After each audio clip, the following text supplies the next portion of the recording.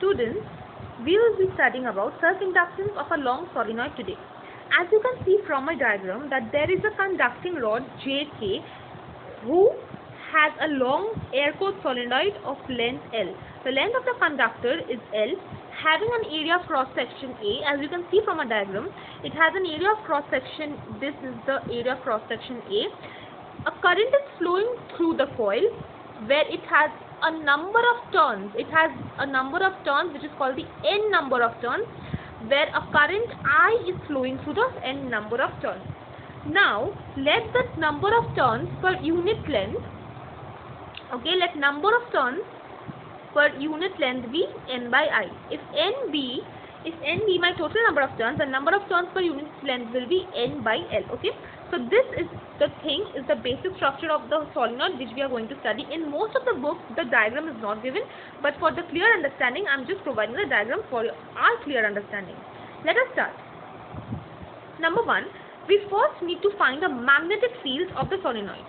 From here we can see it is having an area of cross section A, it is having a number of turns. From the previous chapter of magnetic field, we have already learned that V is equal to mu 0 I. From the previous chapter, this is the basic knowledge of the previous chapter. V is equal to mu 0 I. From here, I'm so sorry girls, mu 0 Ni, where N is the number of turns per unit length. This is the magnetic field which we have gained knowledge from the previous chapter. From here, the value of N, I will substitute the value of N as N by L in this one. So the magnetic field we have inside the solenoid is mu 0 N by L into, this is the magnetic field. Now this mu 0, most of you might be thinking, what is this mu 0? This mu 0 is called the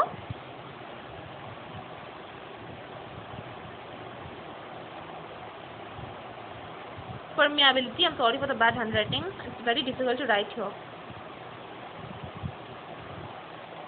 Permeability constant. So this mu 0 is called the permeability constant.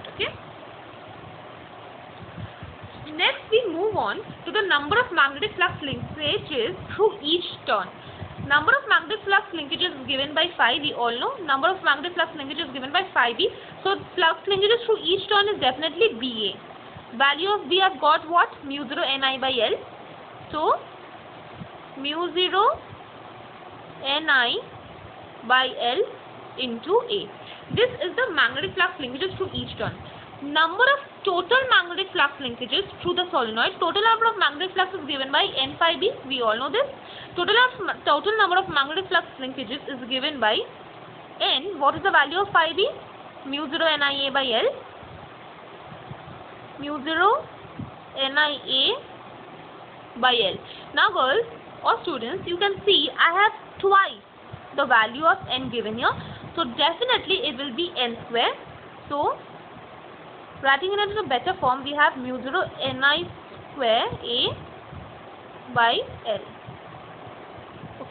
So this is my value of N phi b. Now the self-inductance of the coil is therefore given by, the self-inductance which I denote by L is given by N phi b by I. Definitely N phi b, this is my value of N phi b. This value mu 0 N square Ia by L. Therefore mu 0 N square Ia by L into I, because I need to substitute this value. I need to substitute this value in the self-inductance. So I'm just putting value of I. This I am putting here, this I. So obviously I gets cancelled and ultimately my L becomes mu 0 N squared A by L. This is my ultimate value of self-inductance in long coaxial. This is not the coaxial solenoid, this is the long solenoid. From the above equation, we can definitely figure out that if L is in Henry,